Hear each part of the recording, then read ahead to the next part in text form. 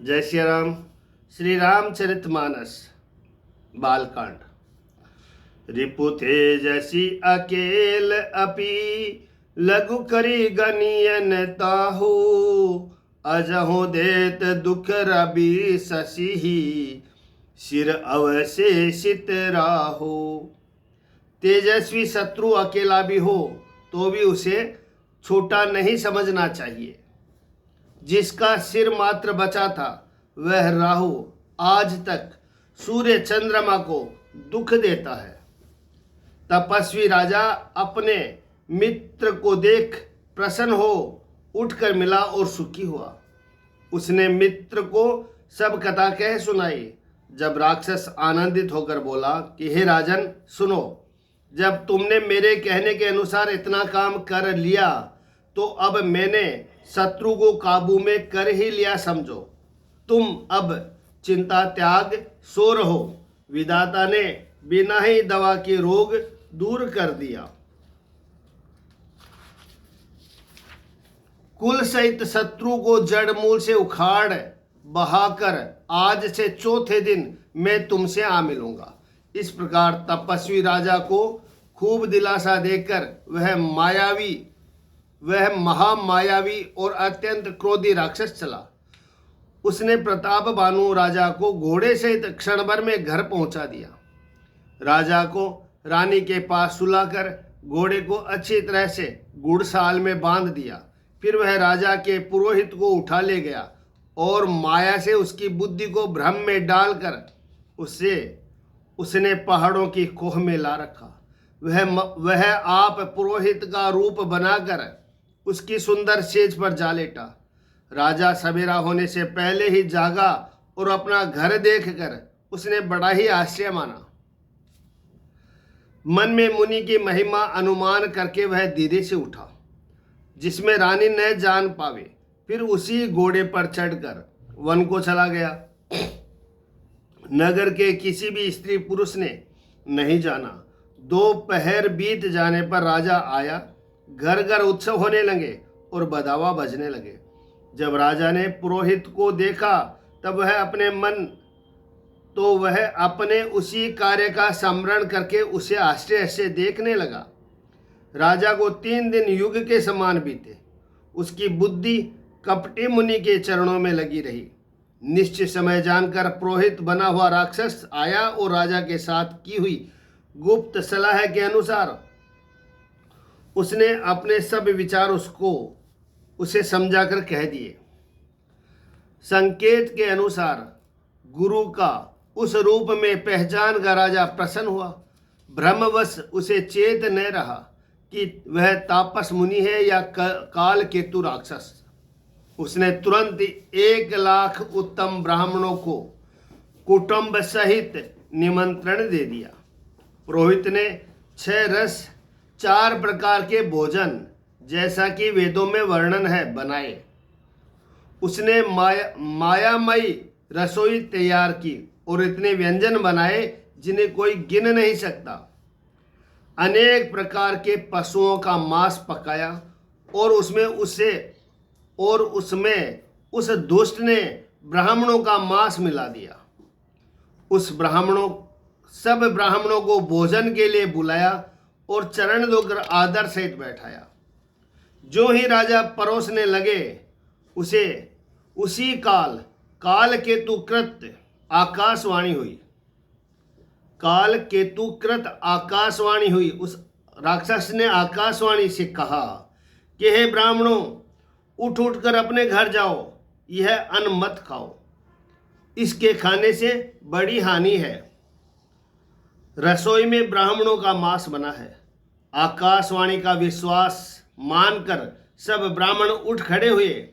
राजा व्याकुल हो गए, परंतु उसकी बुद्धि मोह में भूली हुई थी। होनहारवश उसके मुंह से एक बात भी न निकली। बोले भी प्रसकोप तब नहीं कुछ कीन विचार, जाई निशाचर हो नृप मुड सहित परिवार। तब ब्राह्मण क्रोध सहित बोल उठे। उन्होंने कुछ भी विचार नहीं किया। अरे मूर्ख राजा, तू जाकर परिवार सहित राक्षस हो। रे नीच क्षत्रिय, तूने तो परिवार सहित ब्राह्मणों को बुलाकर उन्हें नष्ट करना चाहा था। ईश्वर ने हमारे धर्म की रक्षा की, अब तू परिवार सहित नष्ट होगा। 1 वर्ष के भीतर तेरा नाश हो जाए, तेरे कुल में कोई पानी देने वाला न रहेगा। श्राप सुनकर राजा भय के मारे अत्यंत व्याकुल हो गया। फिर सुंदर आकाशवाणी हुई कि विप्रहु श्राप विचारि न दीनहा, नहीं अपराध भूप कछु किन्हा। चकित विप्र सब सुनि नभ बानी, भूप गयो जह भोजन खानी। हे ब्राह्मणों, तुमने विचार कर श्राप नहीं दिया, राजा ने कुछ भी अपराध नहीं किया। आकाशवाणी सुनकर सब ब्राह्मण चकित हो गए। तब राजा वहां गए जहां भोजन बना था। देखा तो वहां न भोजन था न रसोईया ब्राह्मण ही था। तब राजा मन में अपार चिंता करता हुआ लौटा। सब प्रसंग महीसुर ने सुनाई, त्रसित पर्यो अवनी अकुलाई। उसने ब्राह्मणों को सब वृत्तांत सुनाया और बड़ा ही भयभीत और व्याकुल होकर वह पृथ्वी पर गिर पड़ा। भूपति भाव मिटै नहीं, जदपि न दूषण तोर। किए अन्यता होय नहीं, विप्र श्राप अति घोर। कि हे राजन, यद्यपि तुम्हारा दोष नहीं है तो भी होनहार नहीं मिटता। ब्राह्मणों का श्राप बहुत ही भयानक होता है, यह किसी तरह भी टल नहीं सकता। ऐसा कहकर सब ब्राह्मण चले गए। नगरवासियों ने जब समाचार पाया तो वे चिंता करने और विधाता को दोष देने लगे, जिसने हंस बनाते बनाते कौवा कर दिया। ऐसे पुण्यात्मा राजा को देवता बनाना चाहिए था, सो राक्षस बना दिया। पुरोहित को उसके घर पहुंचाकर असुर काल केतु ने कपटी तपस्वी को खबर दी। उस दुष्ट ने जहां तहां पत्र भेजे, जिससे सब वैरी राजा सेना सजाकर चढ़ दौड़े और उन्होंने डंका बजाकर नगर को घेर लिया। नित्य प्रति अनेक प्रकार से लड़ाई होने लगी।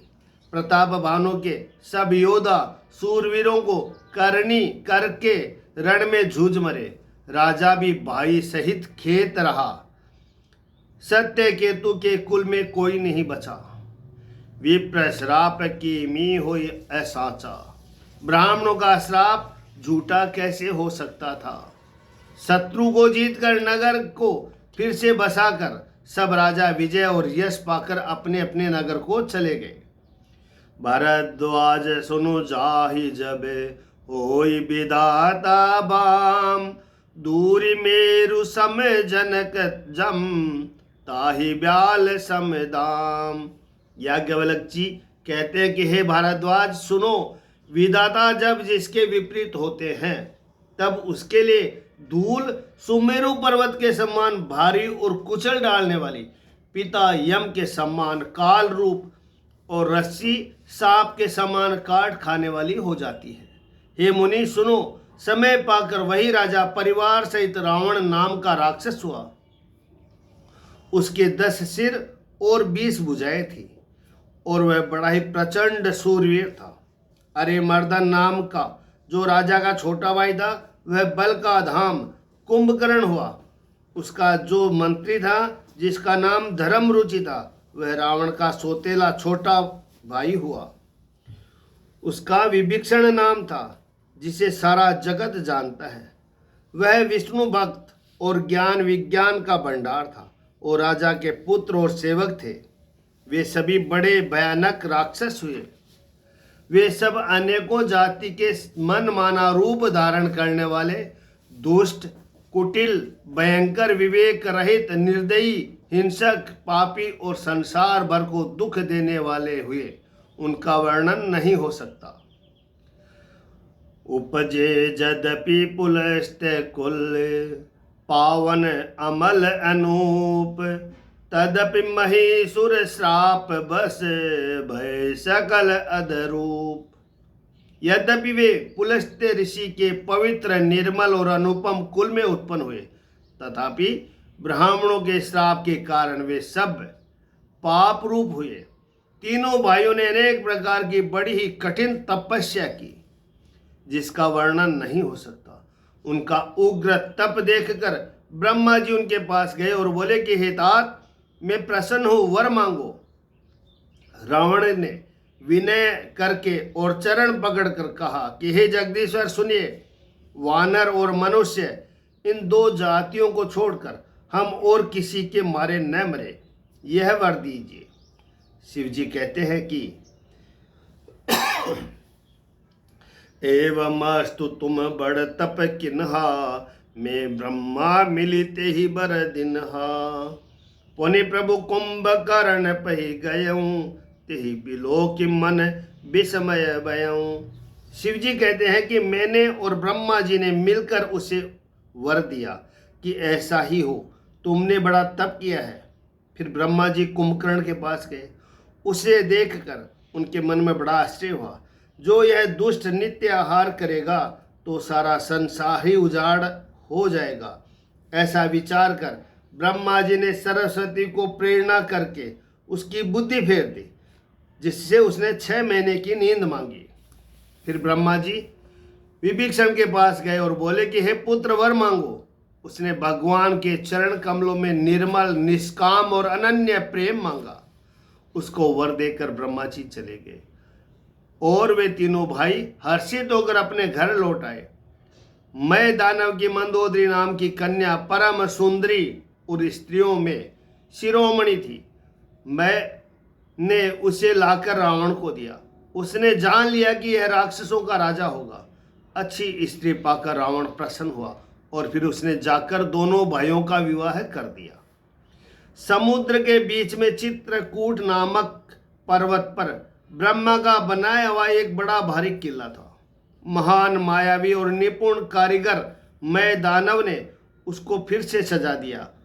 उसमें मणियों से जड़े हुए सोने के अनगणित महल थे।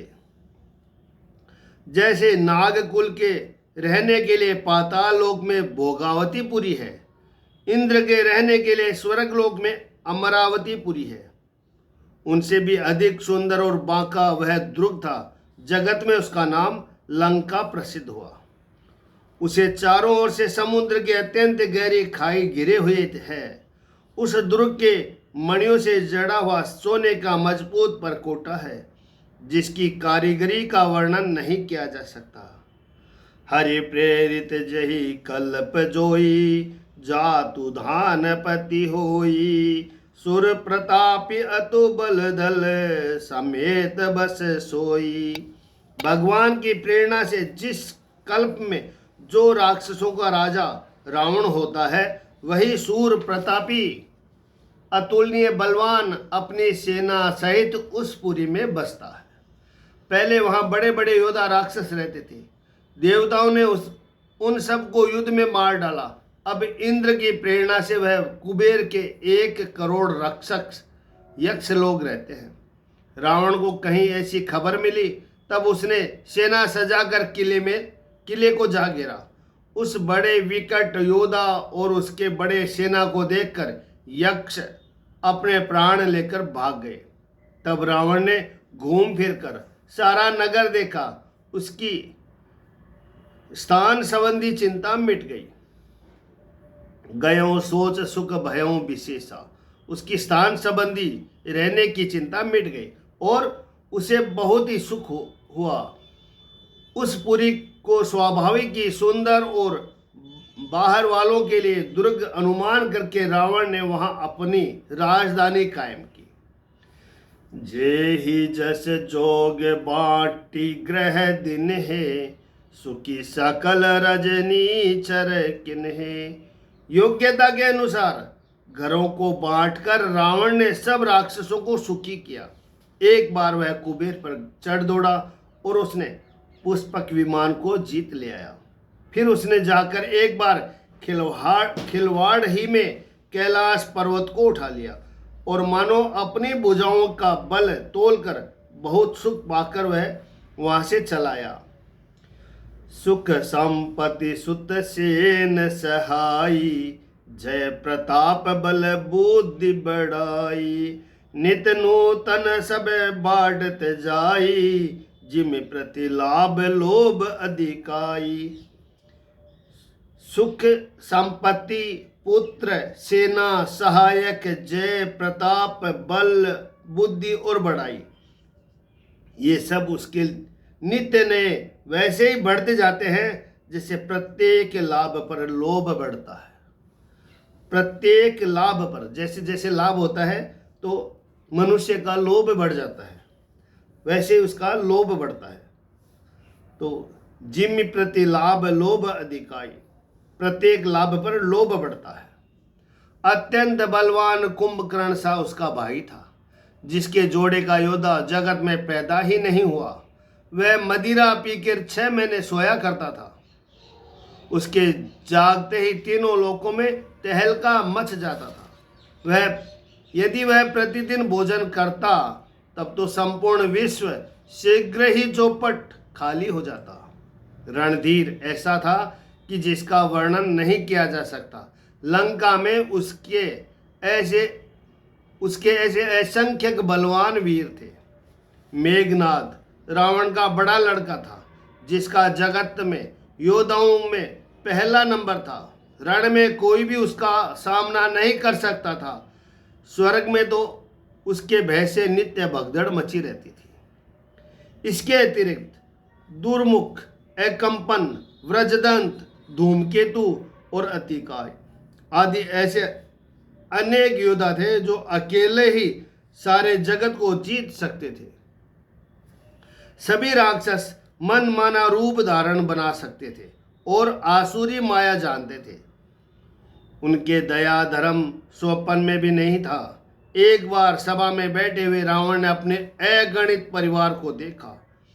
सुत समूह जन परिजन जनाति, गने को पार निशाचर जाति। पुत्र पौत्र कुटुंबी और सेवक ढेर के ढेर थे। सारी राक्षसों की जातियों को तो गिन ही कौन सकता था। अपनी सेना को देखकर स्वभाव से ही अभिमानी रावण क्रोध और गर्व से सनी हुई वाणी बोला कि सुनो सकल रजनी चर जूता, हमरे बैरी विबुध बरूथा। ते सन्मुख नहीं करई लड़ाई, दे के सबल रिपु जाहि पराई। कि हे समस्त राक्षसों के दलों सुनो, देवतागण हमारे शत्रु है। वे सामने आकर युद्ध नहीं करते, बलवान शत्रु को देखकर भाग जाते हैं। उनका मरण एक ही उपाय से हो सकता है। मैं समझाकर कहता हूं, द्विज भोजन मक होम सरादा, सबके जाय करहु तुम बादा। अब उसे सुनो, उनके बल को बढ़ाने वाले ब्राह्मण भोजन, यज्ञ, हवन और श्राद्ध, इन सब से जाकर तुम बाधा डालो। भूख से दुर्बल और बलहीन होकर देवता सहज ही में आ मिलेंगे, तब उसको मैं मार डालूंगा, तब उनको मैं मार डालूंगा, अथवा भली भांति अपने अधीन करके सर्वदा पराधीन करके छोड़ दूंगा। फिर उसने मेघनाद को बुलाया और शिखा बढ़ाकर उसके बल और देवताओं के प्रति वैर भाव को उत्तेजना दी। फिर कहा कि हे पुत्र, जो देवता रण में धीर और बलवान है और जिन्हें लड़ने का अभिमान है, उन्हें युद्ध में जीत कर बांध लाना। बेटे ने उठकर पिता की आज्ञा का शिरोधार्य किया। इसी तरह उसने सबको आज्ञा दी और आप भी हाथ में गदा लेकर चल दिया। रावण के चलते ही पृथ्वी डगमगाने लगी और उसकी गर्जना से देव रमणियों के गर्भ गिरने लगे। रावण को क्रोध सहित आते हुए सुनकर देवताओं ने सुमेरु पर्वत की गुफा तक की बहाकर सुमेरु की गुफाओं में आश्रय लिया। दिक्पालों के सारे सुंदर लोगों को रावण ने सुना पाया। वह बार बार भारी सिंह गर्जना करके देवताओं को ललकार कर गालियां देता था। रण के मद में मतवाले होकर वह अपने जोड़ी का योद्धा खोजता हुआ जगत भर में दौड़ता फिरा, परंतु उसे ऐसा योद्धा कहीं नहीं मिला। रवि शशि पवन वरुण घनधारी, अग्नि काल जम सब अधिकारी। सूर्य चंद्रमा वायु वरुण कुबेर अग्नि काल और यम आदि सब अधिकारी, किन्नर सिद्ध मनुष्य देवता और नाग, सभी के पीछे वह हठपूर्वक पड़ गया। किसी को भी उसने शांति पूर्वक नहीं बैठने दिया। ब्रह्मा जी की सृष्टि में जहां तक शरीरधारी स्त्री पुरुष थे, सब रावण के अधीन हो गए। डर के मारे सभी उसकी आज्ञा का पालन करते थे और नित्य आकर नम्रता पूर्वक उसके चरणों में सिर नवाते थे। उसने भुजाओं के बल से सारे विश्व को वश में कर लिया, किसी को स्वतंत्र नहीं रहने दिया। इस प्रकार मंडलिक राजाओं का शिरोमणि सार्वभौम सम्राट रावण अपने इच्छानुसार राज्य करने लगा। देवता, यक्ष, गंधर्व, मनुष्य, किन्नर और नागों की कन्याएं तथा बहुत सी अन्य सुंदरी और उत्तम स्त्रियों को उसने अपने भुजाओं के बल से जीत कर ब्याह लिया। मेघनाद से उसने जो कुछ कहा उसे उसने मेघनाद ने मानो पहले ही कर रखा था, अर्थात रावण के कहने भर की देरी थी। उसने आज्ञा पालन में तनिक भी देरी नहीं की। जिनको रावण ने मेघनाद से पहले ही आज्ञा दे रखी थी, उन्होंने जो करतूत की उन्हें सुनो। सब राक्षसों के समूह देखने में बड़े भयानक, पापी और देवताओं को दुख देने वाले थे। वे असुरों के समूह उपद्रव करते थे और माया से उनको अनेकों प्रकार का रूप धरते थे। फिर माया से अनेकों प्रकार के रूप धरते थे। जिस प्रकार धर्म की जड़ कटे वे वही सब वेद विरुद्ध काम करते थे। जिस स्थान में वे गो और ब्राह्मणों को पाते थे, उसी नगर, गांव और पूर्वे में आग लगा देते थे। उनके डर से कहीं भी शुभ आचरण, ब्राह्मण भोजन, यज्ञ और श्राद्ध आदि नहीं होते थे। देवता, ब्राह्मण और गुरु की कोई नहीं मानता था। न ही हरि भक्ति थी, न यज्ञ, तप और ज्ञान था। वेद और पुराण तो स्वप्न में भी सुनने को नहीं मिलते थे। जप, योग, वैराग्य, तप तथा यज्ञ में देवताओं के भाग पाने की बात रावण कई कानों से सुन पाता तो उसी समय स्वयं उठ दौड़ता, कुछ भी रहने नहीं पाता। वह सबको पकड़कर विध्वंस कर डालता। संसार में ऐसा भ्रष्ट आचरण फैल गया कि धर्म तो कानों में भी सुनने को नहीं आता था। जो कोई वेद पुराण कहता, उसको बहुत तरह से त्रास देता और देश से निकाल देते थे। बरन न जाय अनीति घोर निशाचर जो करही, हिंसा पर अति प्रीति तिनके पाप ही कवन मिति। राक्षस लोग जो घोर अत्याचार करते थे, उसका वर्णन नहीं किया जा सकता। हिंसा पर ही जिनकी प्रीति हो, उनके पापों को क्या ठिकाना। मास प्राण छठा विश्राम।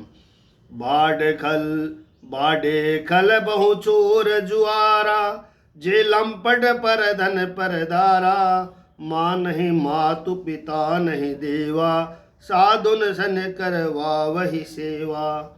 पराये धन और पराई स्त्री पर मन चलाने वाले दुष्ट, चोर और जुआरी बहुत बढ़ गए। लोग माता पिता और देवताओं को नहीं मानते थे और साधुओं की सेवा करना तो दूर रहा, उल्टे उनसे सेवा करवाते थे। शिव जी कहते हैं कि हे भवानी, जिनके ऐसे आचरण है, उन सब प्राणियों को राक्षसी समझना। जय सिया राम। श्री राम जय राम, जय जय राम।